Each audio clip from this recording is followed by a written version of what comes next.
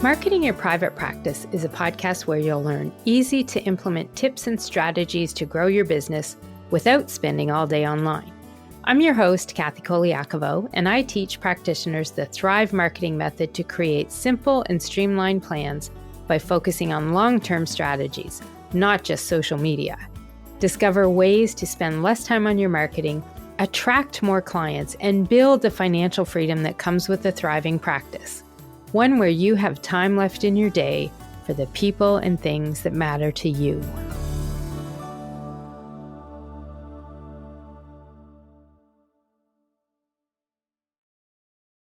Practitioners like you deserve a thriving practice helping your clients live long, healthy lives. But this won't happen if you're spending more time on marketing than you do working with clients. I'm Kathy Colaiacovo, marketing strategist for practitioners and dietitians, and I can tell you that marketing your private practice shouldn't be complicated or take hours a day. This podcast helps you build your confidence and skills with actionable and easy to understand marketing strategies, along with time-saving tips. You'll learn to spend less time on your marketing, how to attract more clients, and build the financial freedom that comes with a thriving practice, one where you have time left in your day for the people and things that matter to you. When it comes to marketing a private practice, many owners hit a roadblock they don't even realize is there. A roadblock that keeps you stuck in a world where you see little growth, you struggle to get clients, and you worry about making your practice a success. There's often some fear, too, that you might have to go and find a job because the practice is just not working to support you and your lifestyle. Now, I don't want this for you, and I don't think it's a necessity either. So listen into this episode today and learn what this roadblock is so that you can be sure it doesn't hold you back with your practice. Let's get to it. Hey, private practice heroes, it's Kathy Colaiacovo, and today we're going to talk about roadblocks and failure. Both are things that we can learn from, but both are things that can also hold us back. Now, I look at failure as a good thing because we learn from it, if we're paying attention, that is. But if it keeps from having that thriving practice, then it's not good. You've got to always be learning from the failures that happen in your life and business, even in something like marketing your practice. Now, there are often roadblocks that keep popping up that might hold you back from building that dream practice or business you set out to create in the first place. And that success is possible. Long-term practices are out there and they can thrive. You know it and I know it. We've both seen successful and thriving practice owners. So how can you make sure that you're one of those people? Well, we can start by looking at something that I realized was happening and was a very common theme when I was doing some of my own business planning this year. I was doing some research on words people say about their problems when it comes to marketing their private practices. This is part of my own annual planning. And as I was doing this research, I stumbled across some really interesting information by reviewing the notes on my consult reports from the past few years. I saw this really common theme in the notes, themes that when I put them all together made me realize that often the reason practitioners are not growing their business is because of this one roadblock that many of them talk about and are having, but they don't realize what it is. It's actually themselves. You were actually standing in your own path to success sometimes. So what did I see in these notes? Well, before I tell you what I saw in the notes, first I want to let you know where the notes came from. They were taken directly from notes I write down when I have consults with clients or sessions with members in my Thrive Marketing Academy. And the ones that I am sharing and talking about today are ones that I gathered from the past 5 years. I'm actually confessing to you right now that I do save these notes. I do, in fact, have notes from consults I've ever done, actually, with clients over the past 14 years in business, not just the past 5 years. Why do I save them? Well, there's gold in those notes and the scribbles I write as I talk to people. And that's where a lot of this information came from that made me realize and opened my eyes to this roadblock issue that we're going to talk about today. Now, if you're wondering what I take these notes on, it's actually a form I created years ago that I call my client consult form. I know, really creative idea for a name, but it works. And what it is, it's a structured guide that I made to keep me on track for asking the person on the call the important questions so that I don't forget them. It helps me to make sure that I stay on track with these calls. And I really wouldn't survive these calls and be effective with them without having this consult form in front of me. It also helps because I have a list of all my service options on it at the ready, so I don't stumble when someone's asking me any questions about the different programs or the one services I offer. I highly recommend everyone keep a record like this too, especially if you find yourself going off track on your consults and your discovery calls. It's not a script so much as it's a checklist of things that you don't want to forget to cover when you're talking to someone for the first time on one of these calls. And there's a space for notes on it. And that space for notes is where I write a lot of the words that folks say to me on the calls. I literally write down what they're saying and the words that they tell me when I'm asking them questions. Now, there are sections in there that always prompt me to ask things: where did they hear about me? Who referred them to me? And then there's other sections in there where I might ask specific questions about their website or their email marketing systems and what their marketing issues are now, what their services are, things like that. But I also have an open space for notes.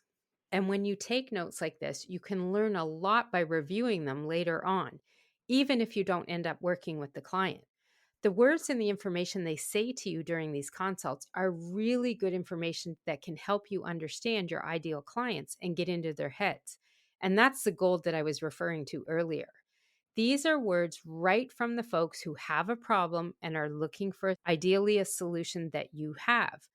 Even if the solution isn't for everyone you talk to, the information you gather can help you learn a lot more about your ideal clients and help you when it comes to marketing your private practice or your business.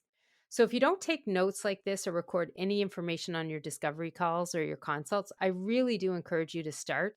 Save them to review once in a while. I look at them usually every quarter and then my annual business planning. It helps me to take a look and review and re-review some of the wording that people are saying to me, because those words that they say to me are words that are going to help me understand my ideal client a lot better. Now, let's get back into what this roadblock was that I discovered from my notes review this year. And as I share some of these examples, and they are exact examples that I took from the notes, I want you to think if they are things that you think about too. If they are, maybe sabotaging yourself too when it comes to growing your practice. So these are real life examples. They are called words taken straight from the horse's mouth, or in this case, from the mouths of practice and business owners I've met with over the past 5 years. So when I was looking at them, some of the words that I highlighted on my notes are words that these statements represent. As I said, they're the exact statements that people were saying to me. So some of them were things like, I want someone else taking complete control of my marketing. I'm not at all interested in learning to use social media. I show up on social media, but I really don't want to be there. I want to be as little hands-on as possible when it comes to my marketing. My people are only on LinkedIn, but I have no time to spend there and I don't understand it. So I just want someone to be me there and say the things that I should say. I just want to work with clients. I don't want to do any marketing, and I definitely don't want to be on Facebook or Instagram talking to people. And my favorite one, this really was truly my favorite one, because somebody actually said to me, I'm going to stop you right here. I want nothing to do with Facebook. I just want to get new people on my list and people to sign up for consults and my course. That one was my favorite because I just love I'm just going to stop you right here. And I think when you look or you think about these comments, some of them might sound familiar to you. Some of them may be things that you're thinking as well. And they probably are going to be. Many practitioners have these same feelings. Many other service-based business owners have the same feelings too. So number one, take comfort in knowing you're not alone, thinking that you just want to run your practice and work with clients and not have to be involved with your marketing at all. The problem is this could be a challenge for any business, anyone really in business, not just private practice owners. Well, anyone really except maybe Kevin Costner, because I always look at him as the only one who can build it and they will come. And if you don't understand that line, you can check out the movie Field of Dreams if you aren't sure what it means.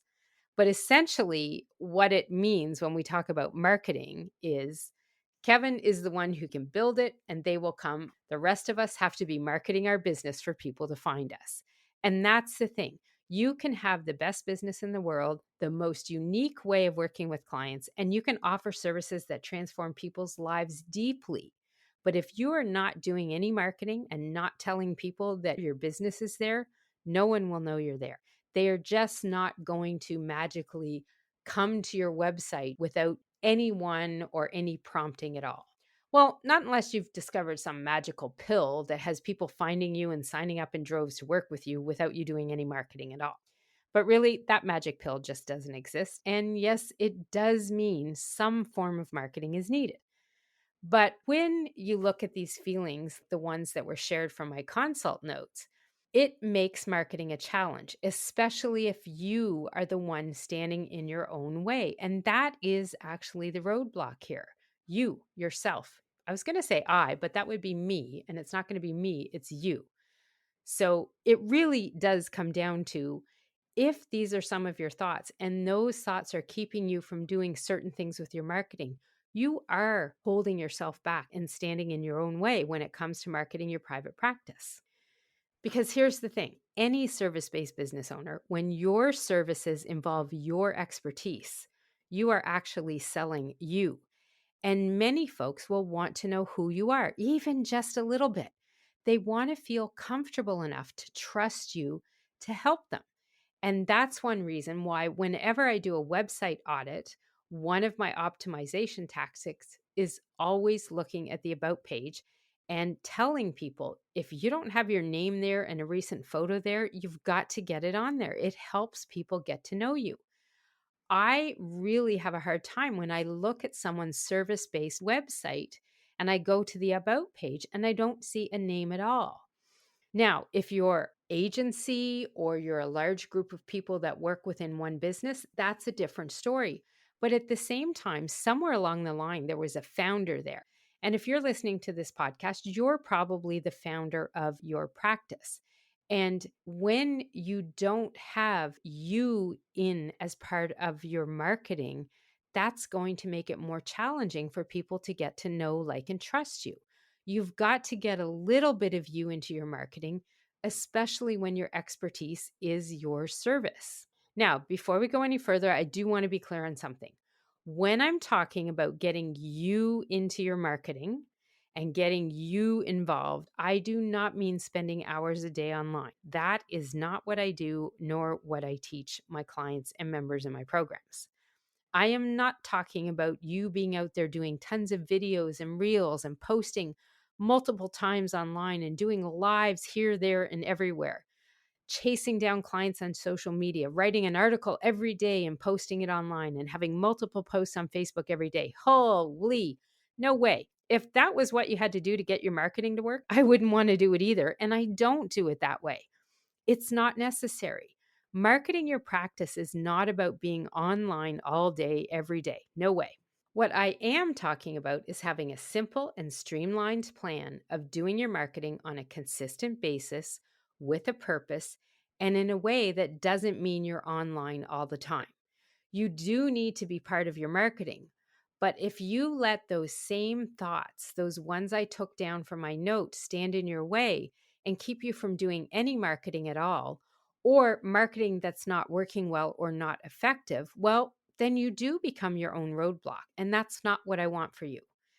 Now, one of the common aspects of those statements I shared is that practice and business owners who said them, the main theme I saw that they don't want to be involved in the social media or they don't want to be involved in the content creation aspect of their marketing. I know they want to do their marketing. That's the reality. They know they need to do marketing, but they want to have as little to do with it as possible. And I get this because many of you practice and business owners out there that are doing the marketing, when you're not effective and you don't have systems that help you, that's when it becomes a time suck. It's not enjoyable and you often don't see results from it. So that's where we want to get you over this roadblock. We want to make sure that you are not stopping yourself from having success. Now, one thing that I will say is a lot of folks think of me as a social media specialist. But you know what surprises people once they get into my programs? It's how much we don't rely on social media in the Thrive marketing method that I teach. It is a piece of it, but it's only a piece of it. When we're working on the Thrive marketing method, we focus on 4 pillars of marketing because marketing a practice is way more than social media, so much more. And these 4 pillars help your marketing do its job: the foundations, your messaging, your content, and your systems. All of these put together with the systems in place and having the skills to know that your marketing activities and content are reaching the right people in the right places, that's when you get it working. And when you're involved in it, but not taking all of your time to make it happen, that's when you can really see the results skyrocket from what you're doing. If you want to learn a little more about these 4 pillars of marketing and how they can help you spend just 15 minutes a day on social media, that's what I do like to aim for with folks in my programs. You can check out episode 1 of the podcast, and I'll link to that in the show notes as well. It explains a little more about how these 4 pillars of marketing work and how they connect so that you can have a system to marketing your practice that isn't all about spending hours a day online. The other main thing that I teach in the Thrive marketing method is when you are creating content for social media, because I'm not saying you should be ignoring social media at all, but you do want to be using it in an effective way. So, one of the things that you want to do with your marketing content is have a mix of business content, sales content, and persona content. And this is a formula I've used since 2008 when I started in business as a social media specialist. But that persona content, which is often what I like to refer to as the you content, that is the secret sauce in marketing these days. A lot of people want to ignore that, but that is the you factor. And when that's missing, people can really miss out on getting to know you. And as a practice and business owner, they want to get to know you before they decide they're going to work with you. Now, persona content doesn't mean sharing inside and deep personal information. Not at all. It just means adding in some information to your marketing and some content that might give people a little bit of insight into you and who you are. That's all this is. And it means no more than sharing what you might share with someone when you're at in-person networking event. Think about it. If you were at an in-person event, so maybe you're at a chamber of commerce or a networking meeting somewhere, and someone came over to you and started talking to you and asked a couple questions, you got to maybe the latest movie that you had seen. Well, this might, for some people, be something that you would think is not necessarily related to your business and getting a little too personal. But if you think about it, if someone talked to you that way face to face, would you shut them down right there and say, oh no, I can't talk about that. That's too much personal information. I don't want to talk movies with you. I don't want to talk to you about my dogs or my cats. I don't want to talk to you or share anything with you about my personal life at all. Well, they would just kind of look at you funny if you just shut them down in that kind of way. The same goes for being online and using marketing and social media in particular to allow people to get to know you. This roadblock of not wanting to be online and not getting you into the marketing is really a preconceived idea of what folks will not do without any thought as to what is really needed to get results from your marketing. I don't want to talk to people at all online. I don't want to do videos. I don't want to be there at all. I want someone else to be me and say everything and check all my messages and make comments. I don't want to do anything to do with it. That's the kind of roadblock that's going to hold you back. Generally, when I consult with someone, they're always looking to grow their business, to get more clients, to launch a program or a book or a course, to sell more services. And ultimately, everyone is looking for more clients to make the income to support their business. And they're really looking to help more people as they do this. But to do it, you've got to reach people. And marketing is something that will help you achieve these goals. And as a practice owner, part of your marketing activities like content marketing, networking, blogging, email marketing, social media, they all offer ways for small businesses to get online and reach people. But part of what you want to do in the activities is make sure that people understand who you are, how you help people, what services you offer, and what kind of transformation people have when they work with you. And you're going to have a really challenging time if you are not at all getting a little personal. And again, professional personal, okay? But if they don't get to know you and they don't get to connect with you, it's going to be a challenge for a lot of people to make that reach out, to decide to sign up for your lead magnet or book a call with you or read an article on your website or even pay attention to anything that you put in your marketing. And all of these kinds of activities are things where you're essentially putting content out there online in different avenues, in your marketing foundations, your website, your blog, your social media channels. All of it is content of some sort, but part of the content does need to be content that is about you so that people know who they could be working with. The online world has changed how marketing can work for businesses these days, and smaller businesses and practices have a much farther reach than we ever did before. Social media and the internet help us do that. It also means you can connect, engage with people more than you ever could before, for good or for bad, because I know there's some negative aspects to social media. But when you're looking at it from a way of marketing your practice or your business, there are definitely ways that it can help and boost your business and help you reach more people. By engaging with the people you're connected to online, you get the opportunity to convert some of those connections and community members that you're talking to online into leads and ultimately clients. But it's a real challenge to do this if you're not part of the marketing. When I reflect back on the clients I've worked with who've seen success and those who have not with their marketing, those that have struggled have had this limiting belief and mindset around taking part in the marketing. They didn't want to have any part in it. They didn't want to be adding any you into their marketing or any of them. They weren't willing to get a little personal and share some things and insight into themselves with their marketing. And this is the roadblock for these folks from those very words they were saying from the notes that I took. I want someone else to take complete control. I want to be as little hands on as possible. I have no time to spend on LinkedIn, and I just want someone to be me over there. I just want to work with clients and not do any marketing. Again, my fave. I'm going to stop you right here. I want nothing to do with Facebook. Well, here's the thing. If you're the practice owner and you're the face of the business, in today's online world, you're going to have to get out there a little bit and try some new things. Get in the trenches to engage with people, whether it's on social media or sending emails or posting blogs and newsletters. You've got to add some component of you into the marketing so that you do start seeing more success from it. You will have a harder time growing and moving forward with your practice unless you break through this roadblock. You could stagnate and not grow the practice, and the fears that you have could end up coming true. Sometimes it might take listening to someone like me or others and learning some simple steps to help get a little bit more of you into your marketing. And it's not rocket science. You can do it with a few simple steps and strategies, and I'm going to share some of those with you right now. These are some of the very first steps and the easiest ones to do to make this happen. And I told you social media is not the be all and end all about this.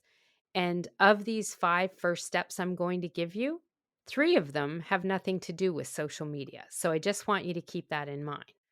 So the first thing to make sure that some of you is in your marketing, you want to make sure that the about page on your website tells people who you are and includes a recent and professional as you can get it photo of you.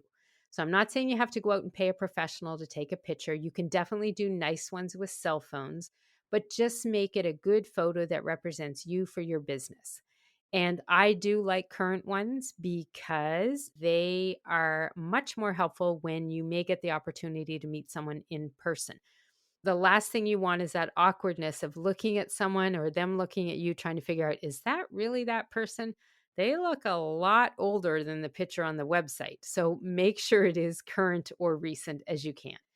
The second thing that you want to do is if you have an email marketing system and you're sending out newsletters or sending emails in any way from an automated system online, make sure there is some sort of short bio, ideally with your name, your title, and even a small image of you as well.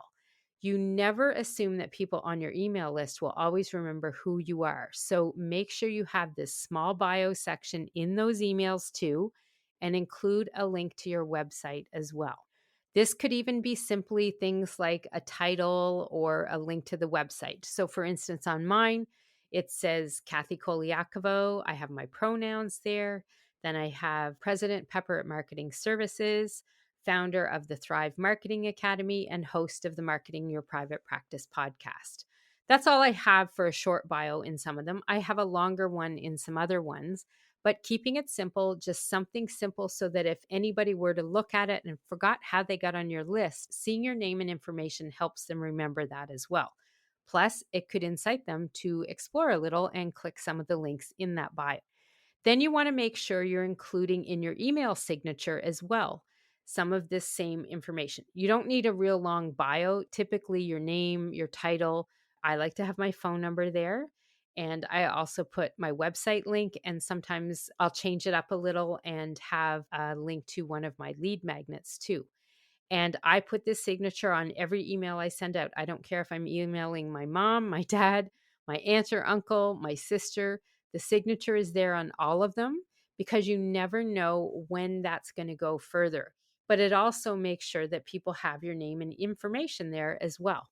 Number 4 on this list of first steps that you can do to add a little bit of you into your marketing is to update your social media profile so people can tell who you are and what your business is. Plus, they can click a link or know how to reach out if needed. This is a critical section. It's one of the 10 marketing foundations I'm always talking about to people. And I do have a quiz if you want to find out if your foundations are good, bad, or maybe need a little fix. And I'll put a link to that in the show notes as well. Your social media profiles are really important, especially if you're networking online with people in Facebook groups or LinkedIn groups, anything like that. Having your about information on your profile and having that updated gives people an easy way to reach out. If they see you talking to people online, whether it's to them or someone else, it's a really good way for people to click and reach out to you. And this is something that one of my clients, when she did the updates, we audit on her social media profiles. Within 24 hours, she actually had 5 people reach out because now all of a sudden they knew how to connect with her. She was going wild networking online and she was in groups and other places and people didn't know how to reach her. Once she did that update to her social media profiles, she had people reaching out and booking consults a lot more than she did before. Then the last thing you want to do is the one that will scare everybody the most. This is where you want to decide which one social media channel you want to focus on. Now, I'm going to give you a hint here. It should be one where your ideal clients hang out. And the idea is I want you to start to get online and engage on a regular basis, even if we're only talking once a week to start or twice a week. I want you to take 10 minutes, 15 minutes max, and post some content on there. Reply to comments, like other people's posts, share some good information, put some spontaneous content up there. Whatever it might be, just I want you to be engaging and being real and being you. Talk to people online like you would face to face. And if this is something that is new to you and a little scary, you can test it out with me if you want. Ping me on any of my social media channels.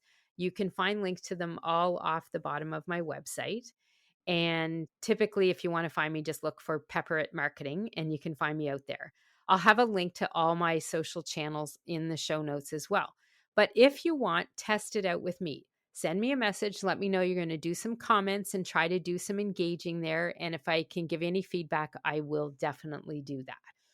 So those are the 5 steps that you can take to start adding a bit more of you into what you're doing with your online presence and with your marketing.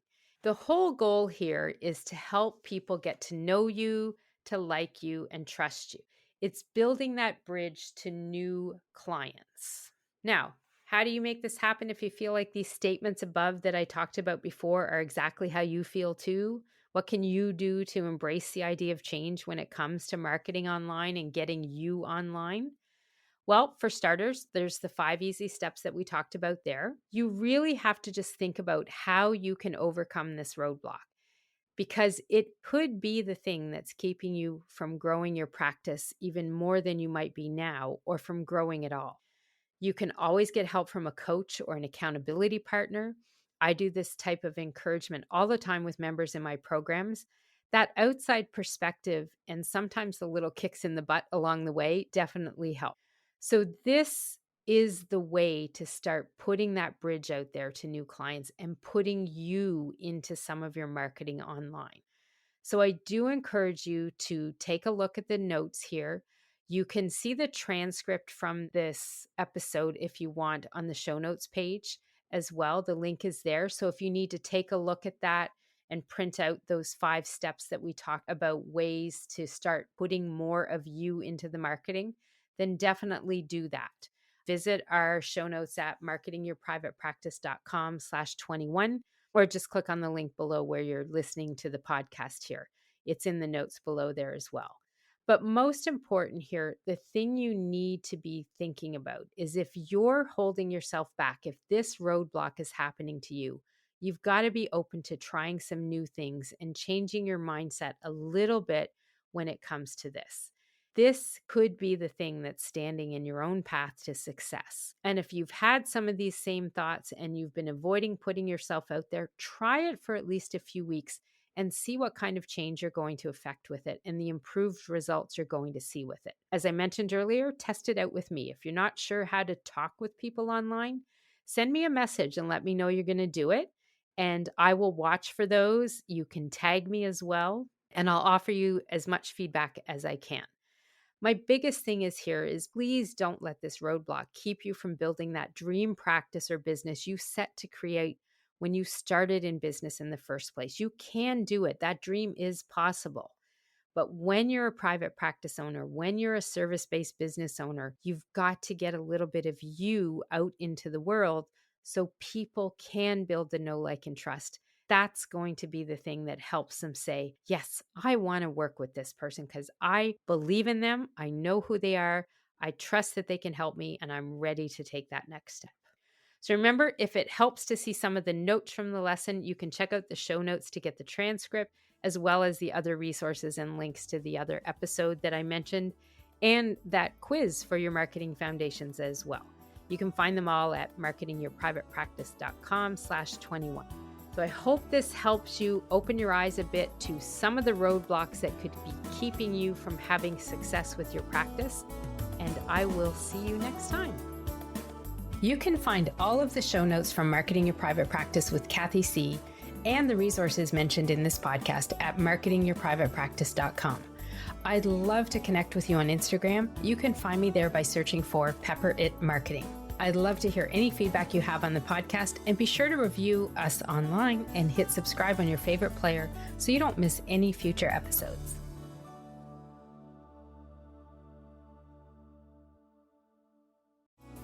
You can find all of our show notes and resources mentioned at marketingyourprivatepractice.com.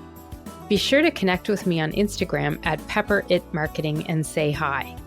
I'd love to hear any feedback you have, and make sure to rate and review the podcast and hit subscribe on your favorite player so you don't miss any future episodes.